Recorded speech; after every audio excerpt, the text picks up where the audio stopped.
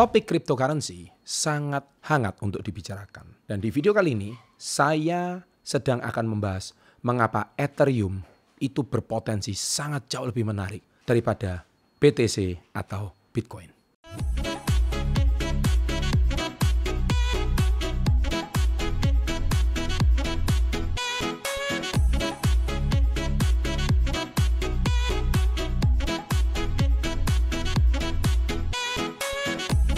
Welcome to Success Before 30 Business and Financial Mentoring.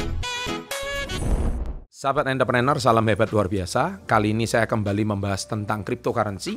Di video yang lalu, saya juga sudah pernah membahas tentang Bitcoin dan April Mop kita soal membahas tentang meme coin, yaitu buat hiburan aja. Tapi kali ini, di video kali ini, saya benar-benar akan memberikan sebuah edukasi, gambaran ke depan mengapa ETH atau Ethereum itu akan menjadi salah satu token yang patut diperhitungkan dibanding dengan Bitcoin.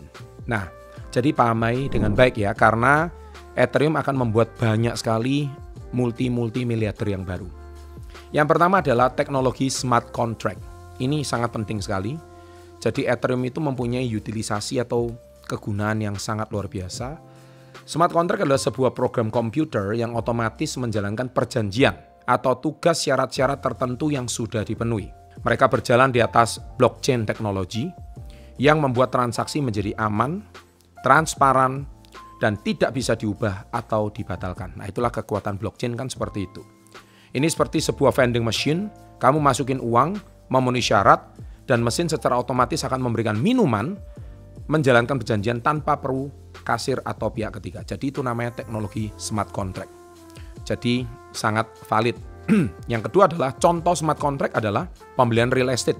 Bayangkan Anda ingin membeli rumah dengan smart contract, Anda dan penjual dapat menyetujui harga dan syarat penjualan. Ketika Anda transfer uang ke kontrak dan semua syarat terpenuhi seperti pemeriksaan legalitas properti, kepemilikan secara otomatis berpindah ke Anda tanpa perlu agen atau notaris. Pertanian, ini contohnya. Seorang petani dan pembeli dapat menggunakan smart contract untuk penjualan hasil panen. Kontrak dapat dirancang untuk hanya mentransfer pembayaran ke petani jika kondisi tertentu seperti kualitas atau waktu pengiriman terpenuhi yang dikonfirmasi melalui sensor atau data terkait lainnya. Smart contract juga membawa kemudahan, efisiensi, dan keamanan dalam melakukan transaksi dan perjanjian yang memungkinkan berbagai aktivitas ekonomi berjalan dengan lebih otomatis dan minim human error atau kesalahan manusia. Nah, yang kedua adalah dukungan developer. Ini penting sekali.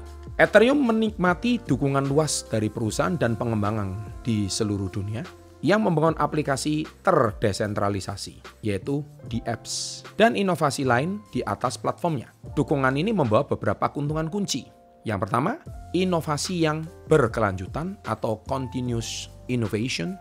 Perusahaan pengembang terus menciptakan solusi baru termasuk aplikasi finansial, game, dan layanan pasar yang memperkaya ekosistem Ethereum. Untuk mengatasi tantangan dan biaya transaksi, banyak proyek layer 2 telah dikembangkan. Ini memungkinkan transaksi lebih cepat dan lebih murah, meningkatkan pengalaman pengguna. Dan yang ketiga, adopsi yang lebih luas. Dukungan dari berbagai perusahaan meningkatkan kepercayaan dan adopsi Ethereum di berbagai sektor, dari financial, DeFi, hingga hiburan. Nah, sekarang kita lihat bagaimana utilisasi atau kegunaan produk aplikasi di Ethereum.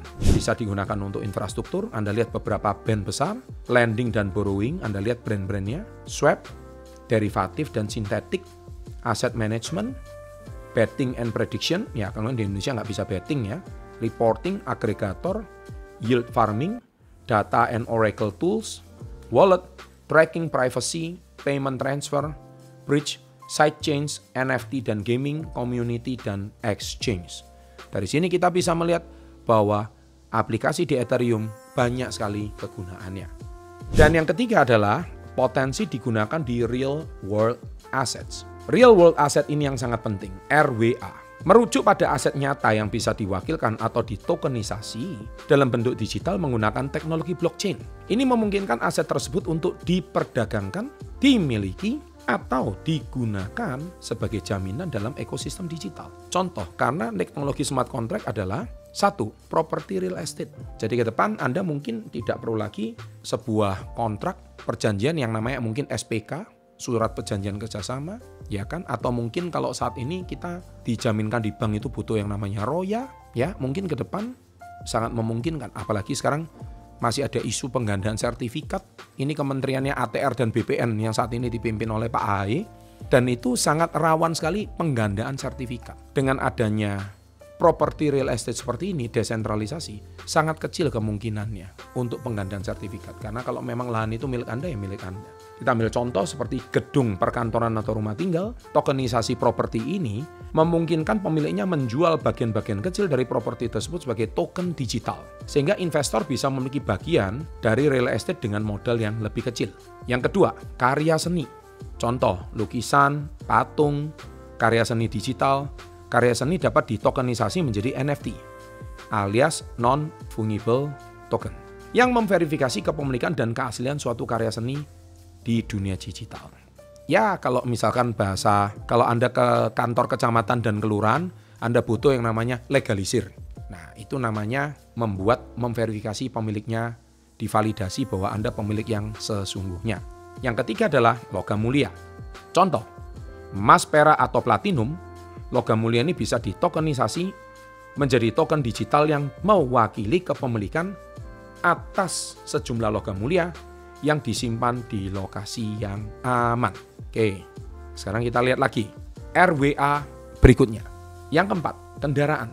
Contohnya mobil klasik, kapal pesiar. Kendaraan dapat ditokenisasi untuk mempermudah kepemilikan bersama atau untuk memperdagangkannya dalam pasar digital. Contoh misalkan saya pernah diajak ke Dubai ya, waktu itu kita jalan-jalan. Anda pasti tahu Palm Jumeirah kan di Dubai. Anda ketik aja Palm Jumeirah, terus waktu itu tour leadernya bilang begini sama saya, Pak Chandra, ini loh, kalau Pak Chandra beli unit di sini ini tetangga sama David Beckham katanya. Wah, Anda kalau bertetangga sama David Beckham pasti siapa yang nggak mau kan? Keren banget. Ini Pak punya selebriti Hollywood. Nah di Dubai yang saya dengar konon beberapa itu sudah bisa transaksi dengan BTC. Nah, saya yakin ke depan Ethereum juga punya fungsi yang sama, yaitu legalitas kepemilikan apartemen atau kondominium di tempat-tempat tertentu yang sudah memang menggunakan cryptocurrency sebagai bukti atau transaksi bahwa Anda memang memiliki unit tersebut. Yang kelima, hasil pertanian. Contoh, kopi, gandum, atau komoditas pertanian lainnya. Tokenisasi hasil pertanian memungkinkan petani menawarkan hasil panennya secara langsung kepada investor atau konsumen, meningkatkan efisiensi dan transparansi. F. Hak kekayaan intelektual. Contoh, hak paten, hak cipta, atau merek dagang. Memiliki token digital yang mewakili sebagian dari hak kekayaan intelektual memungkinkan pemilik untuk mendapatkan royalti dari penggunaan atau lisensi tersebut. Yang ketujuh, hutang atau pinjaman. Contoh, surat berharga, obligasi, kalau di Indonesia mungkin ORI, obligasi retail Indonesia, atau FR, atau catatan pinjaman. Tokenisasi hutang memungkinkan distribusi dan perdagangan yang lebih luas dari instrumen hutang. Potensial menarik investor yang lebih luas. Mungkin Anda bingung dengan penjelasan saya. Paling gampang gini deh, Anda pergi ke Timezone, Anda kalau mau main mesinnya, Anda kan harus beli tokennya, sama. Anda hari ini kalau mau pakai PLN, Anda kan nggak bisa bayar pakai rupiah, Anda harus beli tokennya, sama. Jadi utilisasi seperti ini ke depan Ethereum mempunyai fungsi yang sangat banyak sekali. Itulah yang namanya RWA.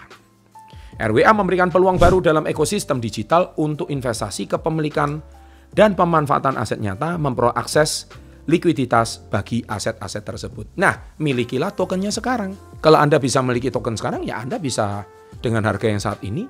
Suatu hari kalau memang fungsinya lebih banyak, bisa jadi token itu harganya akan semakin naik dan semakin tinggi. Ada 4 kategori yang aset fisik yang bisa ditokenisasi untuk keperluan RWA. Antara lain adalah 1. Alat yang menghasilkan pendapatan semacam deposito tapi online. Yang kedua adalah properti atau real estate. Jadi kemungkinan besar kalau misalkan satu unit kondominium itu harganya, contohnya di Dubai harganya 30M, tapi kita bisa pemilikan bersama. Contohnya mungkin 30M itu Anda bisa memiliki 10 orang, jadi satu orang 3M. Nah, itu bisa pakai RWA ini. Bukti kepemilikannya ada, satu orang masing-masing seperti itu. Contoh juga mungkin kalau di Indonesia seperti platformnya kayak Holywing ya. Itu crowdfunding tapi untuk dimiliki bersama oleh beberapa orang. Contohnya saya juga mempunyai beberapa kondominium atau properti, tapi saya dapat surat sertifikat itu yang saya pegang, ini bukti kepemilikan saya. Nah, tapi ke depannya dengan adanya Ethereum, Anda nggak perlu pakai bukti surat fisik itu. Tapi Anda juga bisa menunjukkan Anda punya bukti kepemilikan di unit tersebut dengan bukti kepemilikan surat yang Anda miliki tapi secara digital. Nah, itu semuanya ada di RWA ini. Dan yang ketiga adalah aset alternatif seperti saham, obligasi, atau uang tunai. Dan yang keempat adalah komoditas yang seperti kita bahas tadi, pertanian dan sebagainya. Jadi contohnya off-chain di sini seperti currencies, commodity, carbon credit, real estate, NFT art berupa seperti ini, bonds, Tesla dan sebagainya. On-chain juga sama, tokenisasi aset, global trade on blockchain. Jadi masa depannya adalah aset dunia nyata bisa membuat kripto menjadi mainstream, aman, dan mudah untuk semua orang. Banyak ahli melihat pasar itu nilainya lebih dari 10 triliun dolar untuk aset-aset yang akan ditokenisasi pada tahun 2030. Dan yang keempat, ini yang sangat-sangat penting juga, mengapa Ethereum itu akan menjadi salah satu token yang patut diperhitungkan di masa akan datang, karena dukungan institusi ternama terhadap token Ethereum ini. Jadi institusi perusahaan investasi terbesar di dunia sudah mulai menggunakan Ethereum sebagai alat untuk melakukan investasi mereka di industri kripto. Yang itu berarti potensi teknologi dari Ethereum sudah dipakai oleh BlackRock. Ya, kita juga tahu BlackRock juga sudah pernah saya bahas.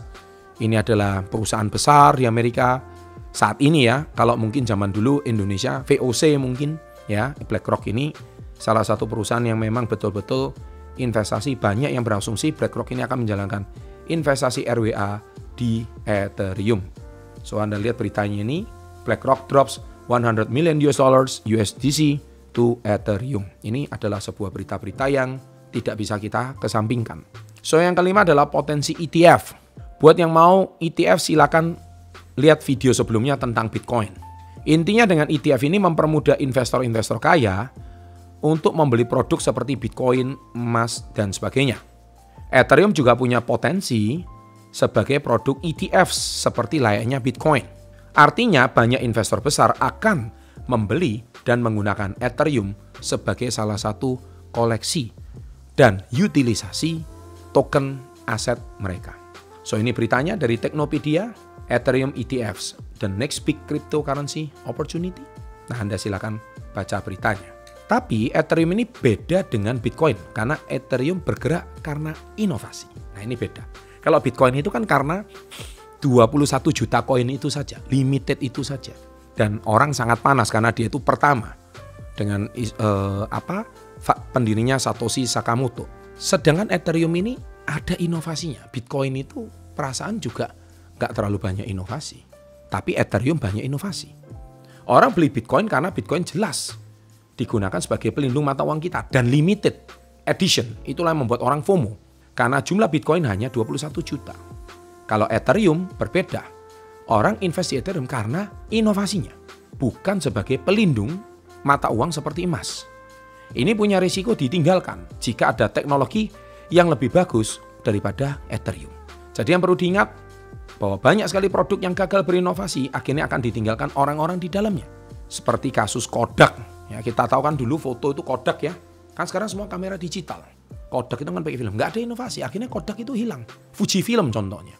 Hanya saja hebatnya Ethereum itu punya struktur organisasi yang canggih yang mereka gunakan DAO. DAO ini memungkinkan organisasi Ethereum rekrut talenta-talenta terbaik di seluruh dunia. Nah, DAO ini apa? Organisasi ini memvoting pergerakan organisasinya menggunakan teknologi blockchain. Jadi sebagai contoh kalau misalkan Anda RUPS, jadi gini ya, mungkin di Indonesia RUPS itu belum terlalu familiar, hanya orang-orang yang invest di bagian keuangan aja yang saya sendiri juga pernah ikut RUPS, rapat umum pemegang saham. Biasanya RUPS itu yang dilakukan adalah mengumumkan laporan keuangan tahun lalu, kemudian direksi atau board of director memberikan sebuah edukasi untuk kedepannya itu harus ngapain, perusahaan ini akan melakukan langkah-langkah apa, itu yang disebut corporate action. Kemudian perusahaan memberitakan ada injeksi dana berapa, ada pengeluaran untuk apa, mereka mampu harus mempertanggungjawabkan kepada pemegang saham di tahun itu. Itulah fungsi daripada RUPS. Nah, kedepannya RUPS ini itu menggunakan blockchain dan internet. Nah, itulah DAO. Oleh sebab itu, biasanya di dalam DAO itu atau RUPS itu Anda harus melakukan voting. Apakah setuju atau tidak kalau perusahaan melakukan sih. Kalau 2/3 daripada para pemegang saham angkat tangan setuju, maka itu kebijakan voting tersebut para pemegang saham perusahaan boleh menjalankan yang namanya corporate action. Begitu juga DAO itu yang ada di dalam Ethereum ini. Nah, apa peluang setelah kita mengetahui ini semua? Ketika saya membuat video ini, peluangnya adalah satu, ya peluang investasi. Memahami Ethereum dan teknologi terkait smart contract NFT membuka berbagai peluang investasi. Investor dapat langsung berpartisipasi dalam digital economy yang berkembang dengan berinvestasi di ETH, token ERC20, atau menggunakan NFT. Selain itu, adanya proyek layer kedua dan aplikasi terdesentralisasi, ini seperti aplikasi Android ya. Jadi software yang punya banyak fungsi seperti aplikasi di HP kita, ini menawarkan peluang untuk mendiversifikasi portofolio, investasi di sektor-sektor baru yang inovatif dengan pertumbuhan yang signifikan. Ya, sama kayak kita koleksi token time zone lah. Sekarang main token time zone satu kan mungkin harganya senilai 4.000, 5.000. Ya, suatu hari kalau time zone permainannya semakin canggih, fungsinya nggak cuma game tapi bisa macam-macam, tokennya kan naik terus, harganya bisa 10.000, 20.000. Itulah maksudnya peluang investasi. Saya bicara seperti ini tuh langsung nanti orang memborong Ethereum semua ya. Ini long term, ini bukan pom-pom ya. Apalagi jika nanti real world asset RWA punya potensi masuk ke Ethereum ini, maka investasi properti bisa menggunakan Ethereum. Membeli apartemen kondominium di Dubai hanya bisa menggunakan Ethereum. Dan itu memang bisa terjadi. Yang kedua, peluang sebagai developer. Bagi pengembang, Ethereum menawarkan sebuah lahan subur untuk inovasi dan kreasi. Dengan mensoliditi bahasa pemrogramannya smart contract di Ethereum atau teknologi blockchain lainnya mengembangkan di apps, aplikasi di kripto. Ethereum sebagai platform terbuka memberikan kesempatan bagi pengembang-pengembang untuk berkontribusi pada proyek-proyek besar, kolaborasi dengan tim internasional, bahkan memulai startup blockchain mereka sendiri. Kesempatan untuk membuat dampak nyata di dunia teknologi dan finansial sangat besar bagi mereka yang memiliki keterampilan dan inovasi. Ini diharapkan politikus Indonesia seperti Mas Gibran yang ingin Indonesia punya proyek blockchain yang mendunia. Yang ketiga, peluang kerja di dunia baru. Dengan pertumbuhan ekosistem Ethereum, permintaan untuk berbagai peran profesional meningkat tajam. Peluang kerja terbuka luas, tidak hanya bagi pengembangan teknis, tapi juga bagi individu di bagian pemasaran, hukum keuangan, dan desain. Berapa banyak pengacara yang paham ini? Ini jadi peluang besar yang akan muncul pekerjaan baru. Profesi seperti analis blockchain, pengembang smart contract, ahli strategi konten, dan konsultan investasi kripto akan menjadi semakin relevan dan dicari di pasar kerja. So, dengan penjelasan saya yang panjang lebar tentang Ethereum ini, menurut kalian gimana? Tolong diskusi di kolom komen, saya akan baca satu persatu. Semoga dari topik saya kali ini bisa menambah wawasan saya tentang dunia cryptocurrency, khususnya token Ethereum. Apakah Ethereum punya potensi menarik sebagai aset bisa menyaingi Bitcoin? Coba tulis di kolom komen. Saya tunggu komentar-komentar Anda yang terbaik dan akan membuat kita semakin pandai, semakin berwawasan, dan ke depan memang hanya orang yang memahami dunia teknologi yang akan bisa meraih sukses di masa yang akan datang. Sukses untuk Anda. Jangan lupa komen, jangan lupa like-nya, and always salam hebat luar biasa.